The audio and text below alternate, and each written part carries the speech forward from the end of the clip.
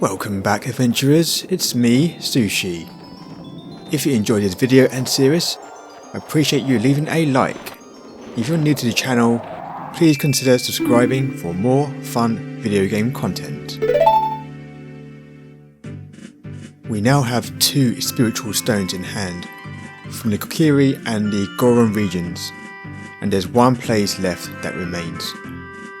So off we go towards the land of the Zoras. On arrival, young Link interacts with Kabora Gabora, the White Owl, who provides guidance and hints for the journey ahead. However, first and foremost, there are several suspicious boulders blocking our hero's path. Fortunately equipped with devastating bombs retrieved from Dodongo's cavern, our hero blasts his way through. The area is filled with notable challenges to overcome, such as multi-layered paths and a fast-flowing river that carves through the land, making for an interesting terrain indeed, not to mention encountering enemies like rocks along the way. With deft footwork and leaping skills, and further distractions along the way, Link eventually arrives at an unusual symbol on the ground before a waterfall. He uses the ocarina to play Zelda's lullaby, revealing a secret entrance behind the waterfall. And with unwavering confidence, he jumps inside. Link arrives at Zora's domain, a beautiful aquatic realm inhabited by the Zora people. Sitting at the top of his realm is King Zora, who seems very distressed by his missing daughter, Princess Ruto. Unsure of where she could be, Link looks around for any useful information. From a local Zora lurking nearby, Link learns about the silver scale, which allows him to breathe underwater for longer durations. By demonstrating his graceful prowess in diving, he gains the ability of the silver scale. With this, Link gains access to a hidden underwater entry that leads to Lake Hylia. Upon exploring the Great Lake, Link finds a message in a bottle, teasing a mysterious discovery that will be unveiled shortly. For a young hero tasked with a mission to save Princess Ruto and the land of Hyrule, it's equally as important to balance their cortisol levels and indulge in some light, relaxing fishing at the local waterhole. We return to King Zora with the mysterious message in the bottle, and we learn the princess has somehow been eaten alive by Lord Jabu Jabu. With this new knowledge, the king allows Link access to where Jabu Jabu resides. 2 hours later. Eventually, Link meets a large fish-like deity creature and must feed him something that will satisfy his hunger. Yep, just one single fish. However, Jabu Jabu takes no prisoners alive, and with great suction, takes Link into his mouth.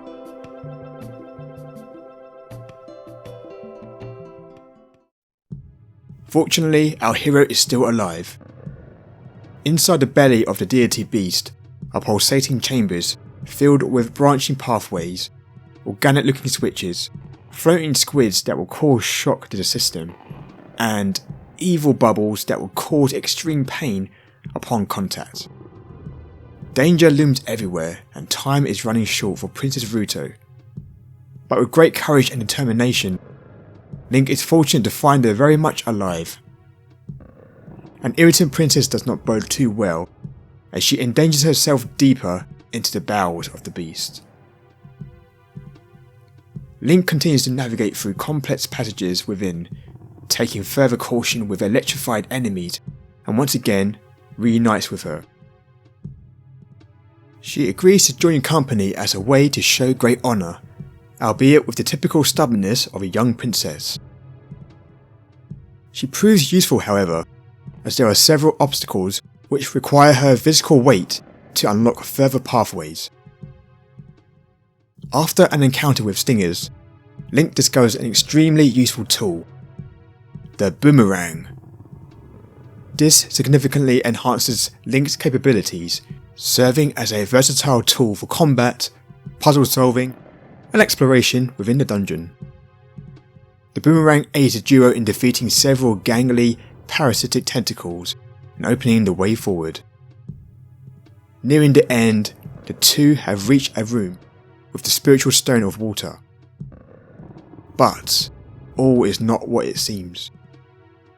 Our hero Link is met with a larger version of the Octos he has encountered so far. The big Octo is tenacious, but luckily for Link, he uses his trusted boomerang as the key to defeating it. As Link proceeds further into the depths, he reaches a trap room with Baronade, the final boss of this dungeon. The monstrous jellyfish-like creature will prove challenging to the unprepared, but yet again, the boomerang will be a vital part to Link's arsenal in his electrifying battle. Moments later, Link and Ruto have been transported back outside. Princess feels a strong connection with our young hero and rewards him with the spiritual stone of water, which also acts as a ceremonial engagement piece for Zoras who wish to offer their hand in marriage. With 3 spiritual stones in Link's possession, we must now make our way to Princess Zelda to enter the sacred realm and save Hyrule. Now, the real adventure has only just begun. I have to say, during this replay of Ocarina, I'm still having an awesome time and get the occasional goosebumps. Nostalgia is a powerful thing, but OOT is still legendary in my eyes. Right guys, so it's that time once again to hit up some of those magical, memorable moments of mine up to this point. And at number 1, we'll start with the Great Fairy. These powerful beings are a staple in the Zelda series, who grant Link special abilities or power-ups by offering rupees in return, or in the case of Ocarina, playing Zelda's lullaby. The fairies in this game are most notably known for looking and sounding more suggestive than they actually are.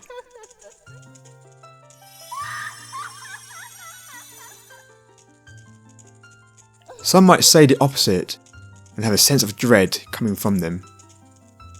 But what do you think? Step right up, it's the Bombchus minigame. Just like the shooting gallery, this is also a ton of fun. Or if you're an impatient gamer, you'll probably struggle with this. I remember when I was younger, I used to have a fairly challenging time with this at first glance. Especially if you're continuing losing and then it starts to become expensive and then you need to return with more rupees. So it's a bit of back and forth sometimes.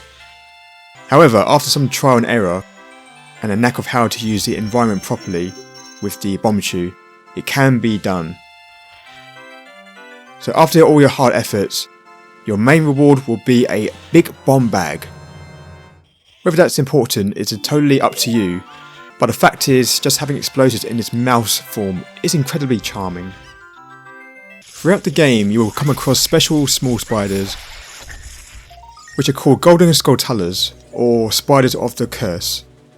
There are 100 of these that, when defeated, drop a token. You find out later in Kakariko Village that a rich family were cursed due to their greediness and turned into Skulltula form. When first seeing this, I have to say I was pretty mortified. Yet, I did feel quite sorry for these people. So, being the hero of time, it's an honourable trait to help those in need, regardless of their morality.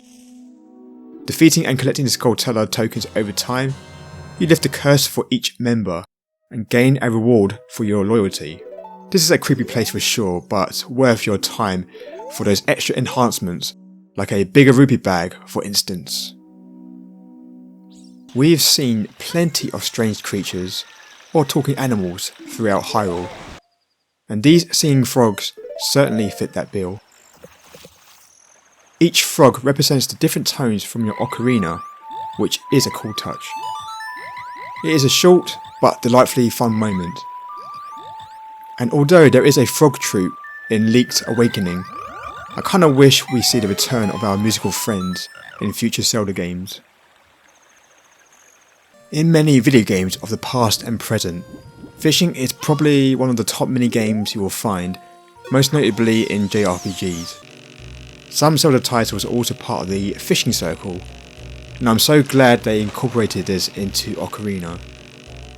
The fishing controls are relatively simple, and the fish vary in size and frequency depending on the time of day. Sure, it's not integral to defeating Ganondorf or finding the legendary Triforce, but it sure is a great way for a hero to relax after a hard day's work of dungeon exploring. The whole setting inside Lord Jabu Jabu just looks simply fantastic. You have his whole row of teeth displayed at the entrance, the red and veiny flesh all around you, and also the way the camera moves in this unstable, pulsating fashion adds a level of immersion to your play. There are also a lot of varied and interesting enemies in here as well, not to mention conceptually cool looking puzzles, such as the switches, which seem to look like parts of Jabu Jabu's body. Can you imagine seeing all of this in a Zelda remake or remaster? It sure would look pretty visually slimy and grotesque, to say the least. This replay through has been such a blast so far, and next time we'll get into the real meat of the game. Once again, thanks so much for your time, comments and support. If you haven't already, please slash that like and subscribe buttons for more gaming content. Until next time, adventurer, cheers!